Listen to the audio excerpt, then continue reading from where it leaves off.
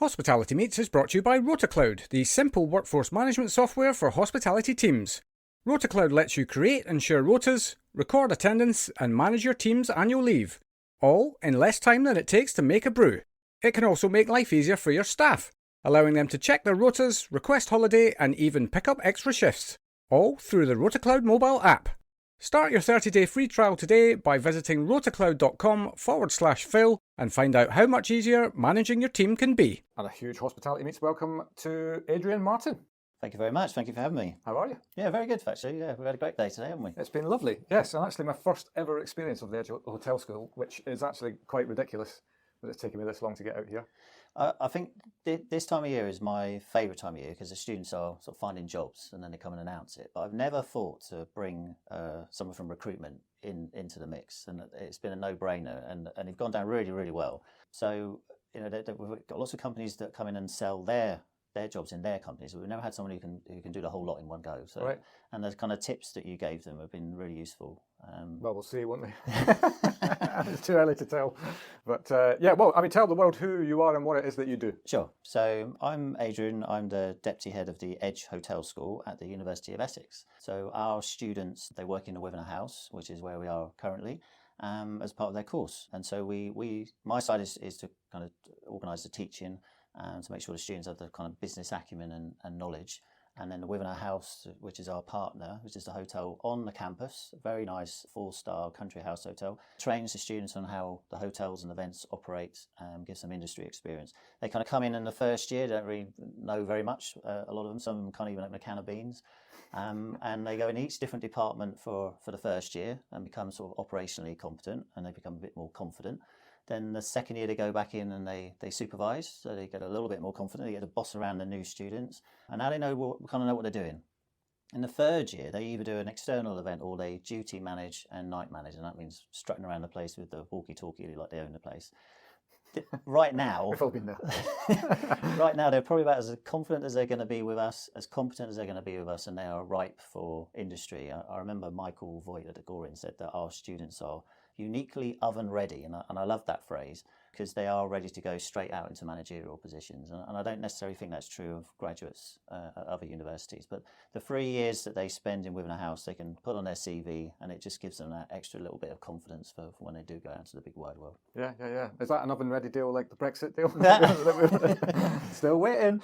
But there we are. That's a podcast for another time. Yeah, well, I mean, before we get into your story, I kind of wanted to understand, because your profile also says associate professor. Yeah. What is an associate professor? It's like a half of professor, really. Half like professor. A demi-professor. Not quite good enough to be a proper professor, but on the way. So. Right, okay. And how do you become a half professor then? Just get the other half. You need to do research. I think for me personally, the bit that I'm missing is to do research that has an impact on industry. And maybe I'll get a chance to talk about that later in the podcast. For sure. Yeah, so... Yeah. I think we're kind of getting close to that now. So the dream for me obviously is to become a full professor, but we'll see. Yeah, every time I hear the word professor, I just see Snape from Harry Potter. Not that I'm saying you look like Snape, but there we are. Yeah, right. Well, let's go back then to the beginning. And how did you get into hospitality in the first place? I mean, I listened to quite a few of your podcasts, and they all seem to start the same way, that they didn't intend to go into hospitality, and I was kind of the same. So I was 18, didn't have a clue what I wanted to do. So I thought I'd do a management degree in Manchester, which I did, and I graduated, and I still didn't have a clue what I wanted to do. And then my grandmother got involved. My grandmother's quite a formidable woman, and we were very much a matriarchy in our family. And she phoned me up and she said, well, you know, you've got this degree, you need to do something with it. So I found you a job, and you're going to go and work in a hotel in London. And I was like... Whether you like it or not. Exactly. And I was like, oh, Nan, do I have to? Yeah.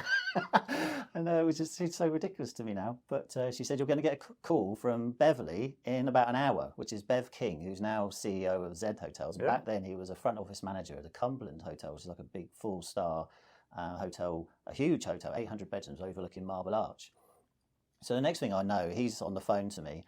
And I'm so embarrassed to say that when he phoned me up, he said, look, I hear you want to work in my hotel. And I was kind of like, well, yeah, I guess so, I suppose. Yeah. Not really. And he said, do you want to work in my hotel or not? So I was like, I had to kind of win him round a little bit. And if he ever listens to this, I'm so embarrassed. I'm so sorry. So the next thing I know, about literally a week later, I'm dropped off, kicked out the car with my bags in front of this huge hotel right opposite Marble Arch. I went round to the back to the staff accommodation, which is nice enough. I was told you've got 3 meals a day and there's no rent to pay. I thought, well, this is great. Yeah, that's a good start. Yeah, and then I went into my job the next day, and I was just basically chatting to people all day and making them laugh, and I just had the time of my life. I literally loved my time there. I was going to say, that was actually in the job then. You didn't just go out on the street in London. No, or just... not randomly, no. No, so I was waiting in one of their restaurants there, and they kind of threw me in at the deep end. And I absolutely loved it. I was just chattering away to people, and I had to get the food and take the orders as well. But damn that. But the weird thing was that shocked me at the time was that if I did this well, they just left me a ton of money at the end of the meal, and I was just, this seems like a dream come true for me. So I was earning more money in tips back then than I was in my salary, and my salary was pocket money because I had no food, no bills, and no rent. And I just thought, right, this is it for me. I finally found my calling. This is what I want to do for my career. So I thought, if I'm going to do this, I need a qualification or some sort of training, because at the moment I know absolutely nothing. So I did it for a year, and I managed to save enough money to pay for a master's and pay my year's rent. I did my master's, and I found that if I went anywhere asking for work, I just said that I'd worked at the Cumberland for a year and I had a bit of experience, and they snapped my hand off. So I worked as a student and so on, and then I did a grad program with Thistle Hotels a long time ago. They moved me here, there and everywhere, but taught me all about sort of hotels and management. I ended up as an assistant manager in Bedford somewhere, and then I saw this job as deputy manager of a Bournemouth hotel, and I can remember having this pause where I thought, can I do this job? Should I apply for it? But I've always been a bit kind of jump first, think later, so I just kind of went for it, and I got the job, and I trundled off to Bournemouth thinking that I was 24 years old. And I thought, this is just incredible. I'm 24 years old, 100-bedroom hotel in Bournemouth, overlooking the sea, and I'm deputy manager of it. To my horror, on the first day, I met my boss again. He'd interviewed me. I thought you were going to say wife. and he was completely clueless. He had no idea how to run a hotel. He thought his job was to kind of just sit at the bar getting drunk with the regulars, which he did on a regular occasion. Very good at. Yeah. And so all of the staff started turning to me almost on my first week. And this hotel had a lot of problems with it and was losing a lot of money. And the owners were kind of exasperated by it all. And so I ended up kind of semi-running the place, and then almost actually running the place with my boss in the bar, kind of just drinking every day. And then after a year, the owners of the hotel they'd seen a turnaround. A lot of the problems that I identified got fixed, and it started to make a small profit. And so they kind of rewarded me by sacking the manager and giving me his job. Right. So now I'm 25 and a general manager of a hotel. 25? Yeah, and I'm looking back, I must have been mad to do it. But again, jump first, think later. But if anyone ever asked me, why should I go into a career in hospitality, I always tell them this story. So my nan, remember my nan? She used to have these pictures on the mantelpiece of varying sizes, with the biggest one in the middle of whoever out of grandchildren and children was the favourite in the family. And it was always my cousin Lisa or my brother sometimes or whatever. And we always shuffled in position depending on how popular you were. Well, I invited my nan and my granddad down for a week to Bournemouth, no expenses paid, dinner, bed and breakfast. The staff made a fuss of her, and she had the time of her life, never paid a penny the whole time. She insisted, and I wouldn't take any money. Next time I went to see my nan, I'm there, centre stage in the middle of the mantelpiece, the biggest picture of the lot. Now, normally I was quite naughty when I was young. I was on like the side table out of the way somewhere, like a torn up photo. We've also got him as well. The black sheep of the family. But all of a sudden I was a fan, and I do wonder whether there is any other trade out there where you can, with such perks, where you can treat family, friends. It's a conversation starter at dinner parties. If you're an accountant and you tell people you're an accountant at a dinner party, that's kind of the end of the conversation. And I don't think my other cousin, who was a dentist, could have said, Nan, come down to me and I'll drill your teeth for a week for free, and had the same kind of impact. Yeah, so that's off to the coffee table, that one, isn't it? So I loved that job, and we had some success with it. We ended up selling that hotel. The owners gave me a share of the hotel, and then we ended up selling it. And I kind of had enough money at that time to kind of pay my mortgage off, and I wrote a book for a while. And then my wife, who was then my girlfriend at that site, saw an advert for a lecturer job at Bournemouth and Paul College. And I thought, oh, I could do that. I think that'd be fun. So I turned up on Friday for the interview. They said, can you start on Monday? And I said, yeah, okay, I'm free at the moment. And your first lesson's on Tuesday. And I was, jeez. And if anyone in the trade is listening to this, you don't actually need a qualification in teaching to start teaching at college and university level. You can do it as you teach. So I went into my first lesson and got absolutely murdered by these students. I didn't have a clue how to control them, how to teach as such. So I thought to myself, right, if I'm going to do this, I need to see who does this the best. And there was a guy at Bournemouth and Paul College called Dave Boland, and he was renowned as the best chef lecturer in the country and was for 30 years. And so I asked if I could go and watch him teach.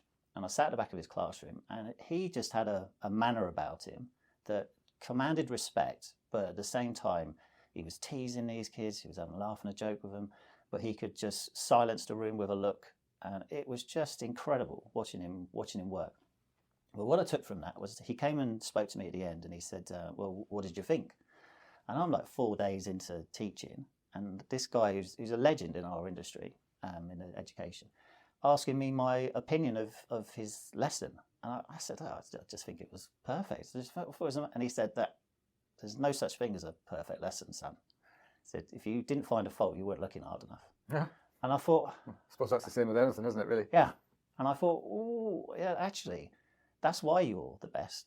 Because you will take feedback from anywhere and you're never satisfied with what you've delivered. You don't think you've ever delivered a perfect lesson. And I took a lot from that. So I will take feedback from anyone, no matter what.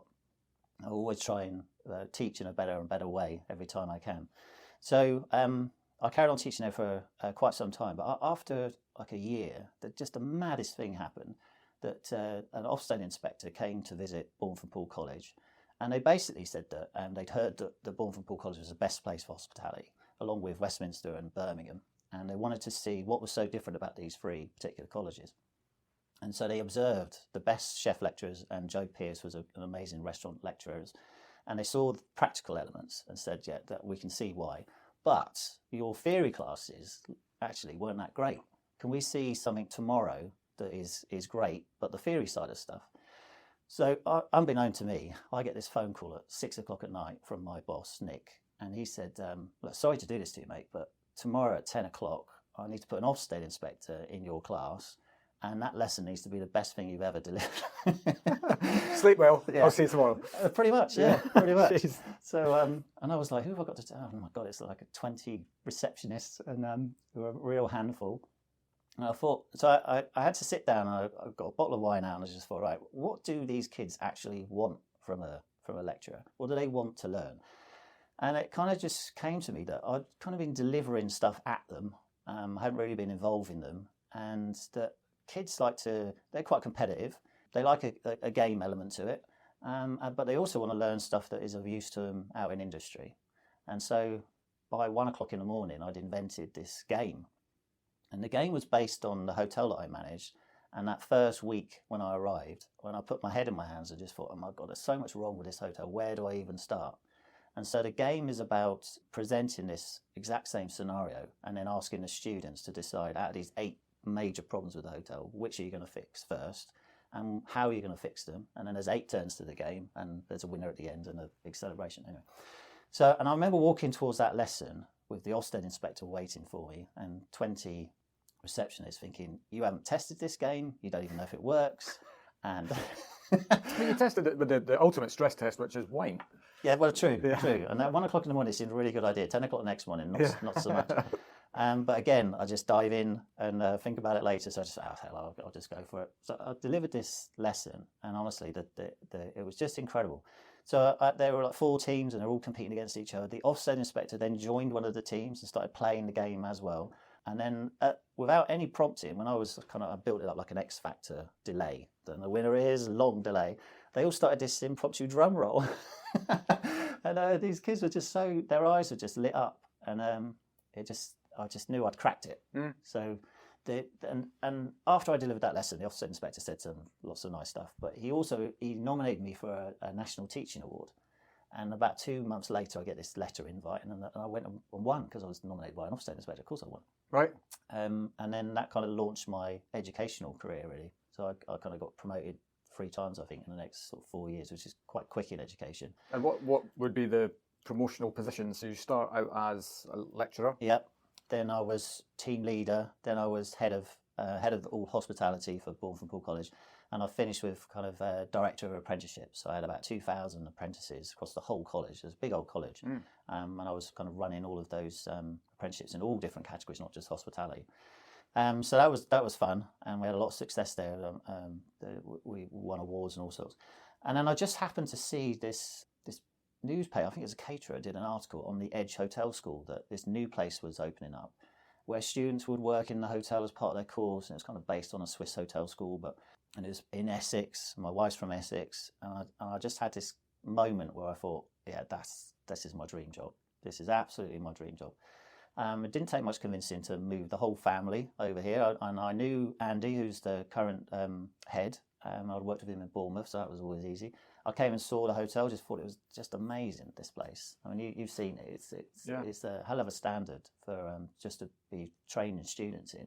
And then I came over to Colchester for the Edge Hotel School, and I'm still here to this day, 8 years later. 8 years. I was going to ask you how long. Yeah. So we basically are sitting in a real live working hotel. Yeah. How does that work then in terms of the split between students working and I suppose full-time employees, sure, as it were? So I mean, a lot of people think it's a student hotel run by students. No. This is a very high standard hotel with a general manager, deputy heads of department, deputy heads of department. It's when you go to supervisor and sort of operational level where there are less staff because the students are filling the gaps. So our students in the first year take on, you might do a wedding with 12 staff and 10 of them are students. And then in the second year, maybe one of them is leading the event alongside the supervisor. And then in the final year, they do the duty management side of stuff. So it is a fully up and running hotel. We prefer the customers not to know that there are students involved so that they don't get this, it's only a training hotel. No, most of our customers, I say 90+%, never know that they're served by students. Right. Students get a realistic experience. Events go wrong sometimes. Customers get cross sometimes. Customers are delighted most of the time. It's a true life experience, and I think industry has recognised that. They know that Ed that we were speaking to earlier, it said exactly the same thing, and I've heard that 100 times. That when you get an Edge graduate, you can start them from day one straight into the job, and they will be able to cope. Yeah. Well, and as Michael Voigt has put, he's written your marketing plan, isn't he, for the future of oven-ready students? She didn't say microwave ready. Indeed. Yeah, or air fryer. Yeah.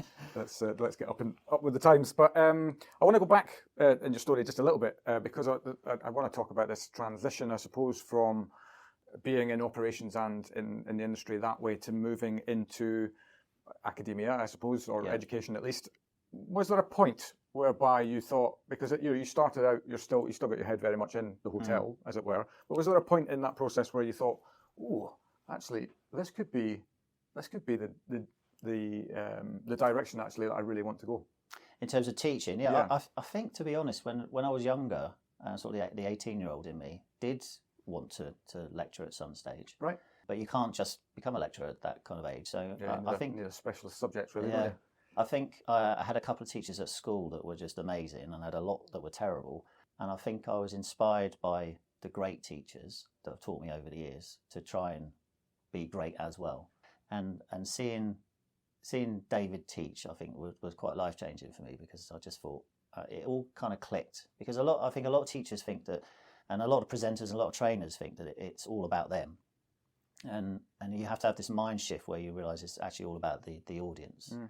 And because I watched another great teacher teach, Jo Pearce, and she was teaching something, and it was clear that a section of the room didn't quite get it. So she went back and taught it again in a completely different way, unplanned, just did it off the cuff. And I said to her at the end, I noticed that she'd done that, and she said, well, that's because it's all about making sure everyone in the room has understood. And if they don't, then you go back and take them all with you. Mm. And I love that. So I always try to make sure that everything I teach, it's not about delivering all the content in the time that you've got. And when I observe other people teach, sometimes I see that they're kind of rushing through to get to the end of their PowerPoint in the time that they've got. You're wasting your time. That last 20 minutes, nothing has gone into the people that you're delivering to. Yeah. They're not understanding. And as you were talking about earlier, the people who use kind of high vocabulary and start pulling big words from nowhere, that's about them. That's about their ego. It's not about delivering the message you want to deliver to the people in front of you. It's about making yourself feel better. So I think that I did have a desire to teach, but I mean that first day I literally had no clue what I was doing whatsoever. I can only imagine the feeling. That's first shift blues in any form, right? Is this kind of rabbit in the headlights moment. Yeah, but I think if you've got a trade experience, you've got a hell of a leg up. And I would say, because the degree I did the masters I did in Manchester, I remember we got so disappointed with it. Really, we asked every lecturer, "How much experience have you had in the trade?" And not a single lecturer had any experience in the trade whatsoever. Right. And this is on a hotel and catering management masters. Yeah. Here it's complete opposite. You can't work in a hotel school without industry experience. So there's guys here who run cruise ships. There's people who run the Brits. There's people who run bars and restaurants and all sorts. All that are still academics, but they started their life in the industry. And I think that's such a leg up.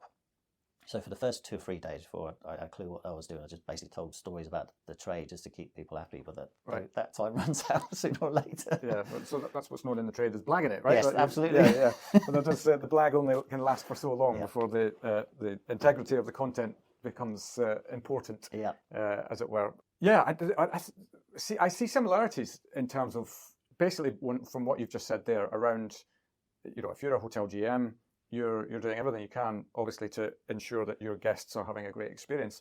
It's the same principle, but just this time your guests are your students. Yeah. So it's about their experience. It's not about your experience. Yeah. It's about the experience that you're giving them. Yes, and I think that's a hard message for educators to hear, if I'm honest. In a lot of places that I've worked, they don't like to see students as customers. I think we're very good at it at the Edge Hotel School. We listen and we respond and we adapt and we change the same way that the trade does. But I think there are a lot of educational places that are kind of, they don't really, they don't know what's best for them. And that might be what they want, but it's not what they need. And I hear that sometimes in other areas, and that they're quite stubborn almost and not responding to change. This generation can be quite demanding. There's no two ways about it. And sometimes they don't know what they need. For instance, in here, the least popular department for students to go into tends to be housekeeping and the kitchen. And yet, when you do surveys at the end of the year, the most popular departments is housekeeping and kitchen. Is that right? So, right. They're terrified of going in the kitchen, but they love it. And they don't see the point of housekeeping, but then they love it. So sometimes you do have to do what you think is best. But at the same time, you should treat students like customers, particularly at university, because they're paying a lot of money to study here. Yeah. I wonder if the perceptions, or where these perceptions come from in terms of housekeeping and kitchen, though I don't want to do that. I mean, I can kind of understand the kitchen thing because there's so, rightly or wrongly, there's so much reported about, what a high pressure environment that can be. But yeah, I wonder where these perceptions come from.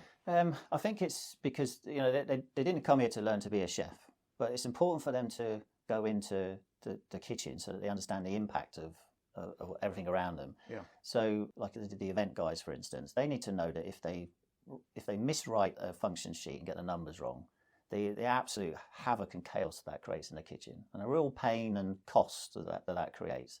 And that means that when you're selling a booking over the phone, you make damn sure you get that function sheet right. So it's not necessarily teaching them how to cook, although they will learn a certain amount. But it is about how a function gets sent, how food gets counted in and counted out, and so on. And the same with housekeeping, that sort of attention to detail and that teamwork and people checking and you going back to the room and recorrecting. All of this is good stuff. But I think they also learn here, to shine your shoes, correct uniform, be professional, give your best, be on time, ask questions. All of this, I think every shift they go into, they gain something. They might not realise it, but they do. But also having 3 years on your CV, nice reference from me, nice reference from the general manager at the end of this, 3 years of work experience. Some places still ask for 2 or 3 years experience before. Great start. Yeah, a great absolutely, start. yeah. And plus there's nothing more resilience or character building than dropping a bin full of onions. As part of your life learning. Yeah, I remember in the trade I dropped a load of foie gras all over the floor, and people went nuts. And my punishment, because I was in the kitchen, part of my graduate thing, they made me cut and dice garlic, this whole huge amount of the stuff. That was my punishment. Yeah. And I went on a train from Bristol to Bath the same day, and I must have stank because I went onto this train, packed train, and I stood in a corner, and people started moving away from me. And then these seats opened up, and I was thinking, oh, what the hell's going on? Everybody's kind. Yeah, well, I suppose that's the adult equivalent of lines, isn't it? When you get lines at school, you have to go and chop your veg or chop your garlic or whatever. We talked earlier in the chat about you're an associate professor. In order to become a professor, you need to do a body of work around research that affects the industry, or certainly is involved in the industry in some way. So what, and I know the answer to this, of course, because we've spoken about this, but what is it that you are doing? Because honestly speaking, when you came to me with this, my mind was blown. Okay, so I think this came from my time in the trade. There are two aspects to my research. So one was I would kind of work a table when I was a waiter, because I knew that the tips would be great. And every now and again, a table that I thought I was going to get a huge tip from, I'd get nothing. And another table that I kind of neglected a little bit almost would give me a big tip. And I thought, there's something going on here, that these people just look, there's no distinguishing factor here. Some people just feel very differently about tipping and whether they tip or whether they don't tip.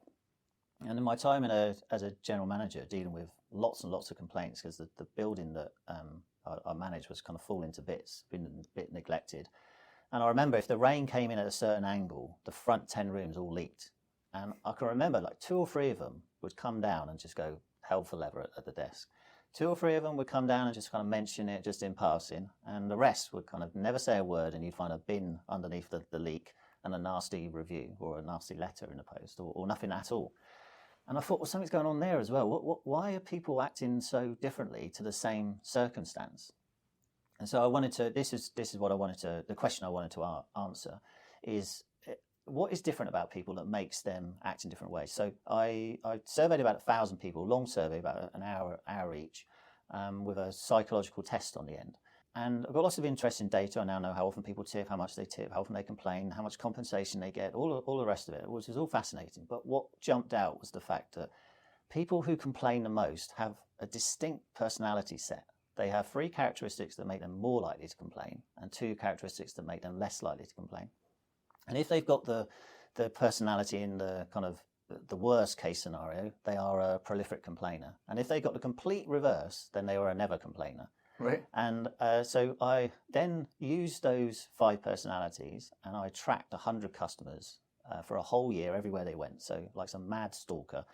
Every time you ate out, you had to fill out a survey. And you would tell me, what was the meal like? Was it good? Was it better than you were expecting? Worse than you were expecting? Did you complain? Did you tip? And so on. And at the end of that, it was very, very clear, and I did a full-on psychoanalysis of all of the 100 with these 5 personalities in mind. And then it became incredibly clear that these personality sets will determine people's behaviour. So it's basically down to you. You have a certain amount that you're going to put up with, in faults that you're going to put up with in a restaurant meal, that will be different to what I put up with, will be different to what somebody else puts up with. So, and I could work this into a formula.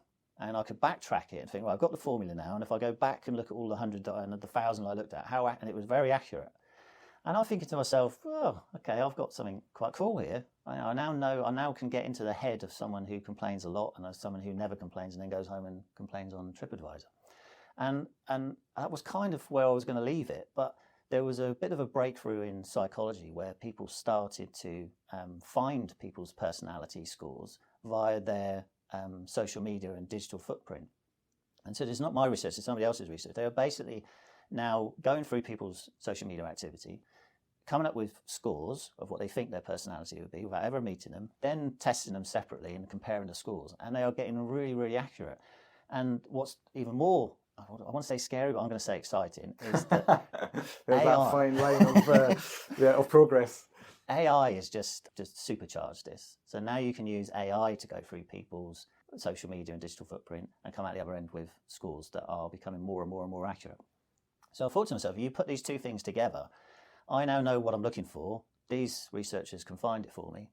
Is it possible that at the point of making a booking, you could book into a restaurant and I take your details, your name and your mobile number, or your name and your email. That's all the other researchers need to do this profiling. Yeah. Which is what you would hand over when you're making Absolutely. a booking anyway, Yeah. naturally. Yeah. And throw it through the formula, come out the other side with an indication of whether you are someone who regularly complains, never complains, or is making a judgment. Those would be the 3 boxes to effectively almost rag rate customers in advance of them coming to your business.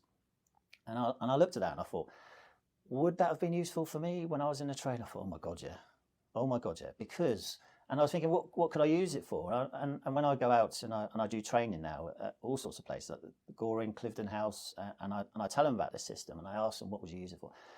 And they come out with things like, who works the table, the most experienced person gets the more discerning guest. Maybe we don't give the more difficult customer to the apprentice on their first shift. Maybe we flip the tables around. Maybe we flip the order that the food comes out. We let the chef know that some food is prioritised over others, possibly. All sorts of different ideas of how we could adapt so that people get what they want. And I thought to myself, that this is great. I've really invented something here.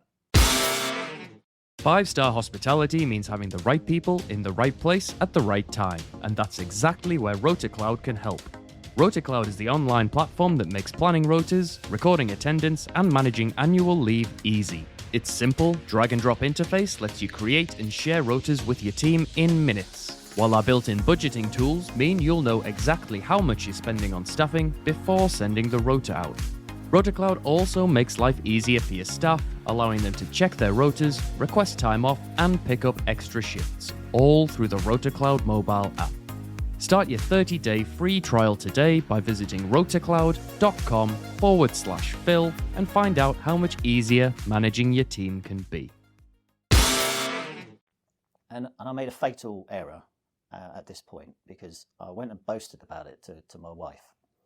And she said to me, she went, well, do you want me to be kind or do you want me to be honest? Here comes the pragmatic approach, yes. So, I have a very similar wife, in fact, yes.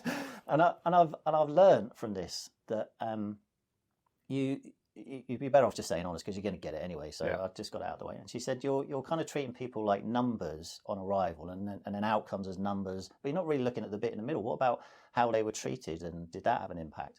And I kind of thought, well, no, I haven't really looked at that. And then she said, oh, if it helps, this is how I do it. And this has stuck with me, and I tell my students this as well. So if instead of seeing people as people, she works in a special education school, where all autistic children, some of them with quite extreme behaviours. And she says that if you don't treat people as people, treat people as like bottles of wine. I think I can get on board with this. Yeah, that's a good start, that. Yeah, I'm okay with this. So, and she said, when you interact with a bottle of wine, you effectively open a bottle of wine, drinking it, and seeing what it's like. And said, if your bottle that you're interacting with has been dropped or badly treated, or something's happened to them during their day, and it is a white wine or a red wine or whatever, you would never know. Or maybe a great sommelier would know, but nobody else would know. But some people have got a little bit of fizz. And people with a little bit of fizz, when you open those, if you just open those the same way you open every other bottle of wine, they're going to explode in your face. And so you need to be a little bit gentle, the way we open a bottle of champagne at the table. So there's hardly a little, and you open a bottle of wine in such a way that someone with that fizz gets dealt with differently, treated differently, and doesn't end up exploding it. And I just thought that is so cool. I can use that. So then I went back through all of the data. And I took a microscopic view then of how was that guest actually treated. And luckily I'd asked these questions. Were you made to feel special? Did you build a connection? And I found that where some customers had built a connection with their server, they become a lot less likely to complain. And also those who never complain, actually you can tease out the problem and fix it there and then. And I was also able to prove that if you do fix the problem there and then, one, the tips go up. Two, the customer actually ends up happier than if they never had a problem at all. And so the training that I do now is trying to get even the best places like the Goring Hotel to be on the lookout for tables that look like they're struggling and to proactively go in. Francisco at Clifton House, he encourages his staff to be on the front foot if there's a problem. That if you go over to his table and say, we know the food's not coming out particularly fast tonight, so I'm going to do this for you. You take charge of the complaint, and that's a much better way of dealing with than to wait for it to explode or not explode, and then they go home and they tell the world. Yeah. So I kind of found that element, but the thing that seems to have grabbed everyone's interest is the pre-profiling people with the AI and then using it through the formula to give people a pre-warning. And I whenever I talk about it, I get this look that you're giving me now, Phil, which is like really, can you do that? Well, but these are the questions I suppose you have to answer, right? Yeah. Is that especially if you're doing something that has not really been done before? Nope. People will automatically ask moral questions as well as all of the other questions. So you've obviously had them. So yeah, unleash your responses. So the only way I can, and whenever I present this, the only way I can really prove that it works is to actually analyse someone. So that's what I've done, Phil. I've analysed you. I've been looking through your social media content. Oh God, I'm gutted I did that thing last week now then. The photos that you've posted, there's ways to score them. I mean, I'm not an expert on this, it's not my research, but I've gathered enough from what they're doing to be able to score in an amateurish way myself. And it's things like your photo on Facebook, for instance. The prominent thing is actually your dog and not you. So one of the things the dog actually dominates the photo. Actually, in all of them. Yeah. And I wonder why that is.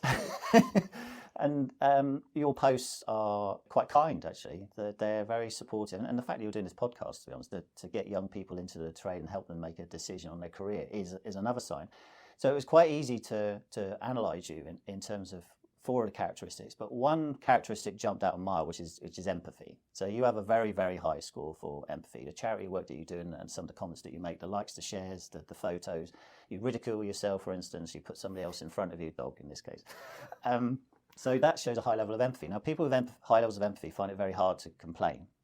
However, so I would guess from the formula is saying that you are unlikely to complain if you find a fault. If you came to Wivenhoe House and we'd treated you to lunch, which we didn't, but budget constraints, university. You gave me food. That's all right. I'm happy with that.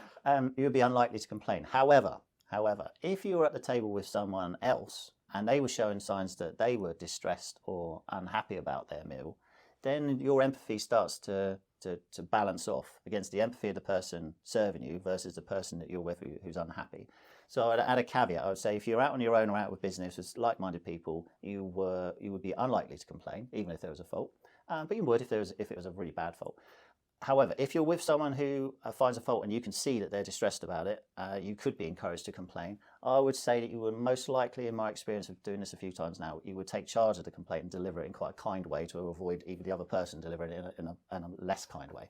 Now, you could, at this point, completely destroy all of my research by telling me that you're totally wrong. And it's just dawned on me now that I kind of dive straight in without thinking yet again. But go on, Phil, tell me, how accurate was that? I have a massive smile on my face because you've quite scarily nailed that. Because actually the thing, when you started there talking about the fact that I'm high empathy, I think I've always known that about myself. That's not really a surprise to me. I have to tell you, it's exhausting being highly empathic. Because exactly that situation that you then described about being with somebody who wants to make a complaint about something, of course I experienced the empathy for their situation as well. So it's you've absolutely nailed it. And I could recount. Thank God. I could recount so many examples of things exactly as you've just described. And the one that I always that immediately springs to my head is my wife and I were on holiday once in Greece, and we had booked a room based around photos that we'd seen on their website. We got in the room and the photos did not match the website. I would have been quite happy with the room that we had. But my missus, bless her, to her credit, said, no, that's not what we paid for. We don't have this, we don't have this, this. So then I have to, in my head, well, if the only outcome here is that we complain about this, I'm going to be the one that does it. Yeah. Because I always feel, and maybe this is a trade thing as well, having been on the other side, of course you know that it's not the individual you're about to speak to's fault that that's happened. Yeah. And I always keep that in my head. And so I just showcase some facts and say this is what we paid for, or this is what we thought we were getting. This is the difference. Doesn't really marry up. Yeah. What can be done about it? I'll tell you what's interesting is I found that, and this was part of the research, and I need to do the number crunching on it. People who worked in the trade seem to go in 2 directions, and they go in your direction, which is I feel sorry for the person. I've been in the end of a few complaints myself. I'm just going to calmly tell you what the problem is. Another whole section of our trade, when they go out and eat or they've worked in our trade in the past, they spot errors that others don't spot, and they are quite almost like one-upmanship. And Right. they tell you about it. It's almost like this wouldn't have happened if I was managing here, but Yeah, here's yeah, the yeah. fault that you've made. So they can actually be lovely or quite difficult. And Right. there doesn't seem to be much in the middle. So Right. people, when I've been going around these places, there are people in the audience that I'm training that actually go out and complain a lot. And that was quite a surprise to me. I thought I was going to be talking to people who couldn't possibly complain, but actually some of them do, and quite a lot. Yeah. My God. Yeah. I mean, that's actually, I mean, it's thrilling in some respects that you've been able to nail that down just by doing a little bit of positive stalking. At the end of the day, using that as a methodology, I think a lot of companies do that already anyway, in terms of trying to, I suppose, improve the experience. I remember, in fact, it was the Pan Pacific London was kind enough to be invited to their soft opening. We arrived in the room and they'd pulled some pictures off of our Facebook or whatever, and there was a picture of the dog, of course, next to the bed, and we thought, that's cool. I like that. Yeah. And that, so that's when it's used for positive effect. In terms of what you've done so far, because you're not at the end with this, are you? You're still progressing the research. So I'm writing it up now, but there's this. I keep hearing the same kind of questions back, and they're right. They're absolutely right, because they say, well, but you're only looking at the person who's made the booking. What if the person who's made a booking has got 7 people behind them that are avid complainers? So the next stage to this is to start using facial recognition and to start using cameras, which the technology is already there. And the cameras could then pick out people in live time and know exactly who they are. One, they can spot people who are struggling to voice their complaint, and they could flag to restaurant manager, for instance, you've got a table over in the corner that is unhappy, and that he didn't even know. And a great maitre d', I guess, would know, but we're not all great maitre d's, and maybe he's completely unaware. I'll tell you the terrifying thing that came out of this research is that I assume, like all good researchers, you should never come in with a pre-misconception, but I did. I assumed that staff knew when a table was unhappy, or rather they didn't know until they got home. But actually they do know that a table is unhappy. They're just choosing not to tackle it. And because I interviewed staff as well as part of this research, and some of the staff, even in 5-star hotels, were saying things online. If I know a table, I asked them a question, can you tell if a table's unhappy in the restaurant? And they'd say, yeah. We could all know. They all knew. But I don't tackle it because if I go over there and ask them, they're going to complain at me. And I just thought, oh God, they do actually know. And another one said, I strategically wait until they've had a mouthful of food and then I go and ask. And that's the bizarrest thing, because when I interviewed the customers, they were saying the same. It's almost as if they wait for you to take a mouthful of. Some people out there are. Yeah. And I wonder how many teams out there, even the best places, have got 1 or 2 people that don't like difficult conversations, and they can see a table is unhappy or struggling, and rather than go over and fix it, they stand back and watch. And do you know what? Statistically, they are right to watch, because the majority of customers won't actually raise a fault unless it becomes medium to major. In fact, a lot of customers never say a word no matter how bad it gets. Someone in the research had a piece of glass inside a piece of chicken in the middle of their meal, so they ate around it. My life. That's someone who cannot complain. Yeah. When I interviewed them, they wouldn't make eye contact, stared at the floor, and it was, I don't want the fuss, I don't want the attention, all this kind of stuff. Somebody else in the survey complained 14 times in 15 restaurant visits and got compensation 11 times, totaling more than £300. And they complained, one of their complaints was about someone who served them, put 2 pieces of ice in their Coke. And they thought that a decent restaurant would have at least 4. And they didn't complain to the person who served them, they complained to the manager, and the manager gave them a free round of drinks. Right. So I think there's a lot of compensation being given out unnecessarily, and there's a lot of odd behaviour out there.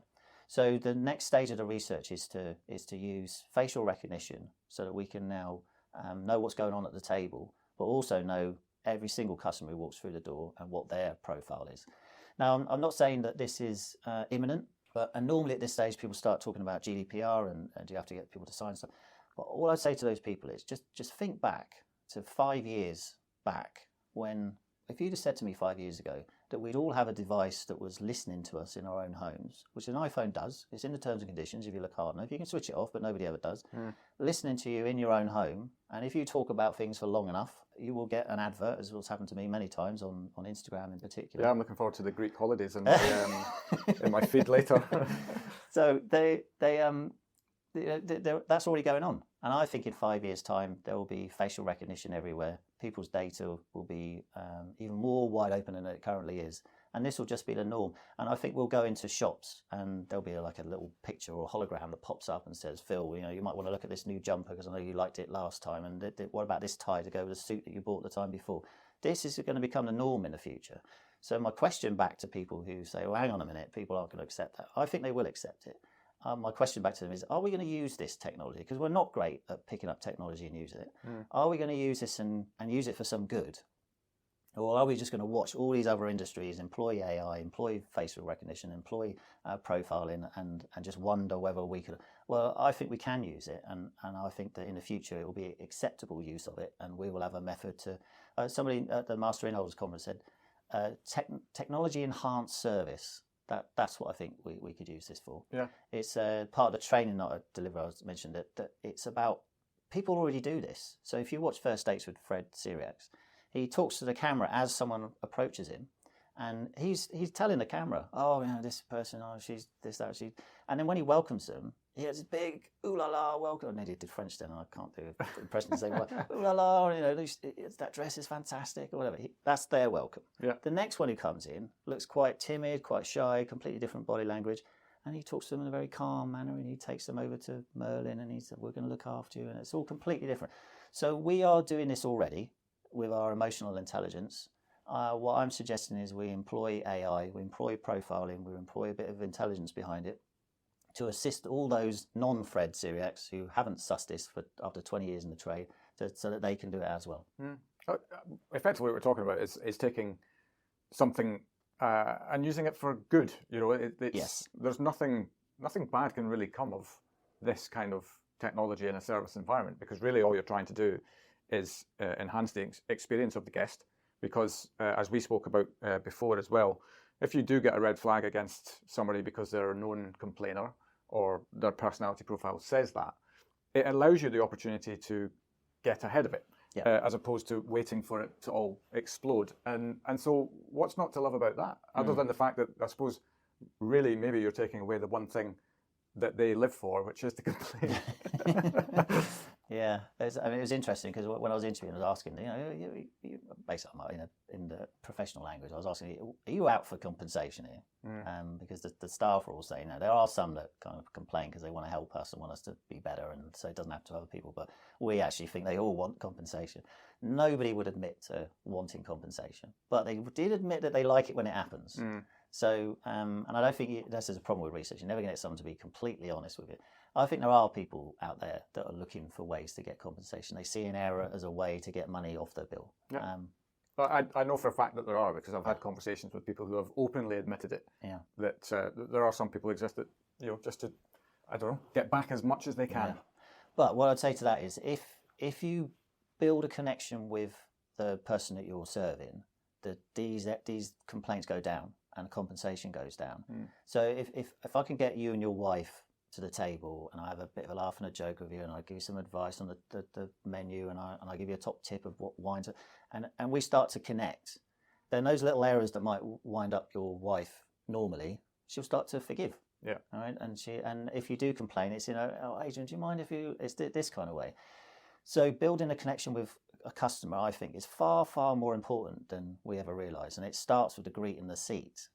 Now, at the Wivenhoe House here, we allow the students to do greet and seat, and I kind of train the Wivenhoe House staff as well, and I'm saying that's probably not, that needs to be a final year thing, because actually that position is far more important than we realise. Because, and I kind of got these videos, I got the students to act it out of what happens to an entitled person if they don't get recognised, if they're not known as a regular, if they're not given some kind of a big welcome, they get kind of ushered in and forgotten about. They're already in a negative frame of mind. And what happens if a kind of a scared and intimidated person doesn't get calmly reassured to their table? Then they're already sort of uptight, and then where you sit them, you sit the entitled person in the centre of the room because they want to be seen. You sit the timid person in the corner because they want a defensive position. This is all what I train in now, and it's kind of using a little bit of common sense, a little bit of body language training to do what I hope the system will be able to deliver in the future anyway. But I'll tell you what I love about this is I will train my students on the Monday and then I'll go to the Goring and train Goring staff, and exactly the same thing on a Tuesday. And how cool is that? That's very cool. Yeah. Absolutely. Well, and I've been lucky enough to meet some of your students today as well, and you very kindly invited me to give a little talk to them as well. Yeah, they all look oven ready.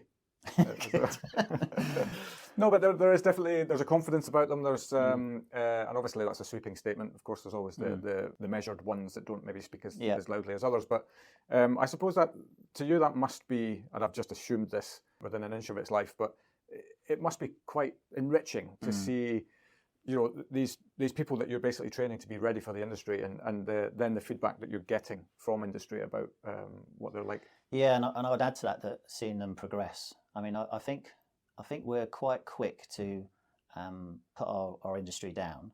If you think, I mean, I've listened to a few of your podcasts, and I've heard people talk about. Thank you.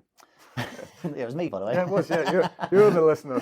Yeah, so that's the standard joke that you have to make in the podcasting world. Yeah. So I heard a young lady talk about that she was 23 when she took over Beefeater, and I won 24, and they're using the same language. And a lot of your interviewees use that. They were lucky in some way. We use this word. I got fortune. We need to stop doing that. This industry is bursting with opportunities. I don't think I was lucky when I became GM. Opportunity presented itself, and I took it. And if I hadn't taken that one, another one would have done. And that is not true in other industries. If you're in a car manufacturing plant, you might have to wait 10 years for your boss to leave and take it. That doesn't happen in hospitality. Hospitality opportunities pop up all over the place. So I think we to do ourselves a favour, we need to stop talking about luck and start talking about opportunities. And I see this with the students after they've gone. We did a conference at the Grosvenor, and there was a young lady she was a past student. She's been promoted 6 times in 7 years. And that just does not happen anywhere else. So I think seeing them on the first day, where they can be low confidence, they can be a bit rough around the edges sometimes, a bit like Kevin and Perry and Vicky Pollard, and then they grow and get more mature and more confident, and then they start to think, they get a bit mouthy in Wivenhoe House. They're like, hang on a minute, I wouldn't do it this way, and that's great. That's great. If they leave Wivenhoe House thinking that they could do the job just as well as the people they've been working alongside, then perfect. And they go out into the trade, and then they just fly up the ranks. And we've had GMs within 4 or 5 years of graduating, people all over the world, and yeah, that's great. And we do this event every year where we invite them all back again, and some of them who are available come back and see us, and we have this kind of big reunion. But I think there are lots of reasons why I went into education. I think firstly it's the holidays. I'm joking. Well, I'm not joking. No. Secondly, I'd say that it's the freebies. So I can phone up a student and get a discount in lots of different places. That's nice too. Right. But I think that what tops it all is just seeing someone quite nervous, quite intimidated on their first day, on their last day, be very confident. I mean, you saw Lucy today. She's back chatting. She's totally confident. She's totally ready for the trade. And then I will thoroughly enjoy seeing her go out into the trade and fly up the ranks and rip it up. Yeah. And I take absolute pleasure in that. That's the best part of my job. Yeah. No, that's wicked. I mean, did you ever think that 18-year-old kid who didn't have a clue what he wanted to do and was forced into the world of hospitality by his nan, that you'd end up doing this? I think she and I thought that crime was my future. Right. I had no clue. And that's a generational divide for you, isn't it? That your nan phones you up and just orders you, and within a week you're somewhere else. I mean, that just would not happen with this generation. Yeah, no, it did. They would kick back far harder than I kicked back, and I just went with it. But no, I didn't ever think that I would end up in hospitality. I certainly didn't think that I would be a hotel manager so young, and I never thought that I would be a half professor. Yeah. You're quite tall for a half professor, though. No, that's great. Look, I wish you all the very best with the continued research. I'd imagine there's more to do and more to try. And yeah, I mean, anything that we can do to kind of pump that message out. If you're looking for subjects and things like that, then yeah. Yeah, I mean, at some stage, I probably will be looking to test what I've found. People in the industry have been brilliant about that. So Sally Beck and Danny Pecorelli are all very keen to be involved. They want to see it. They want to see it in action. So the first thing I did when I finished the research, I turned it into a training package, and I went back to the places that helped me with the research, and I trained their staff at the Goring and Royal Lancaster and Clifton House, for instance. And that package now I'm delivering to everybody else to anyone who wants it. So, and that is about everything we just talked about, sort of emotional intelligence, body language, and all of the data behind complaints. And I think what's nice now is that I get to see a room full of people from industry who are nodding in an agreement, which means that the research has hit the nail on the head. Yeah. But also they sit back and they think for a little bit, and the kind of the penny drops then that actually, yeah, it is good to take charge of a complaint. It is good to proactively take charge and to do something about it. And we would have better TripAdvisor reviews if we did what this idiot at the front is telling us to do. Excellent. If people want to reach out to you, learn about this or anything else that you've got your head in, what's the best way for them to do that? Yeah, sure. So probably LinkedIn. For some reason, it says Associate Professor Adrian Martin rather than Adrian Martin, Associate Professor. Yeah, it's difficult to find you actually. Yeah, Adrian doesn't work. No, it doesn't, no. So you have to put Associate. I must fix that. Or you can email me if you're interested in the training, for instance. It's A. Martil. So there's another A. Martin in the university, and I haven't got around to killing him yet. So it's A. Martil with an L at essex.ac.uk. Great stuff. Adrian, thank you so much for sharing your story. No problem. Wish you all the very best. Yeah.